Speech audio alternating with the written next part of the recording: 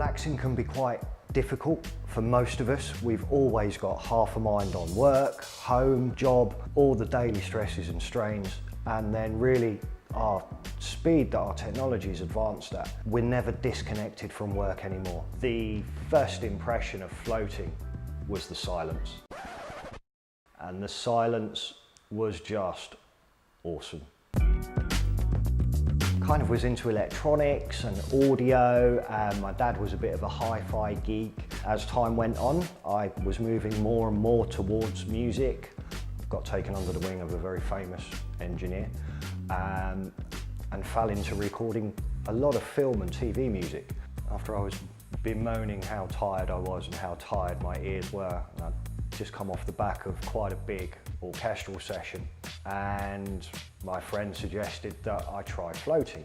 My very first session, like everybody, was a bit in kind of awe and wonder and skepticism, and what am I doing here? I'm about to pay good money for a lukewarm salty bath in the dark for an hour. Before I knew it, the hour was over, and it was literally like someone had opened a tap and just drained all the thoughts out of my head. It was really awesome. The trick of flotation therapy is to make the brain and body both believe the other one has actually gone to sleep.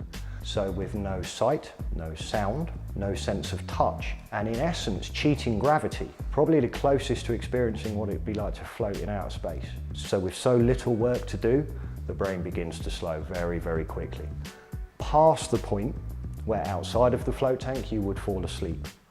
And so all the processes that happen every night, from defragging your brain, detoxing your body, distributing nutrients to allow cellular division, so we rebuild ourselves, and more importantly, we reset hormonally, ready for the day ahead. All of that is condensed down into an hour in the float tank, because for the time that you're in there, there is nothing to trigger your primary senses. 2006, my wife and I decided that we were kind of running out of patience with London.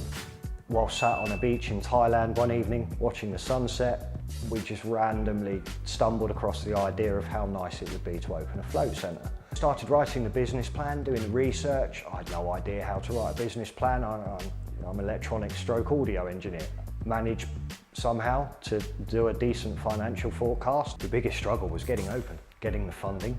I think we had an almost unique challenge in that we were selling something people had never heard of, trying to convince people that this isn't hocus pocus. One of the great moments for me was having Peter Siddle, the Australian fast bowler, use us. We have Adam Jamili, our 100 and 200 metre record holder here in the UK. Absolutely digs his flotation, but those moments when you see people suffering daily pain, not just discomfort, but real chronic pain disorders, seeing them come out relieved of that pain and seeing our professional sports people come through, it's been a real high.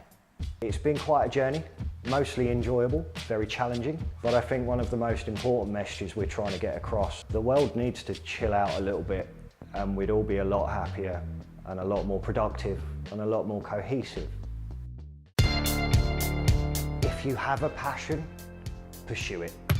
Ultimately, happiness doesn't come in bundles of pound notes. Of course, we all need money to get on in the modern world, but it isn't the be-all and end-all of everything. So if you have a passion, even if you don't make it your life and your work, pursue it, make time for it, indulge yourself in it.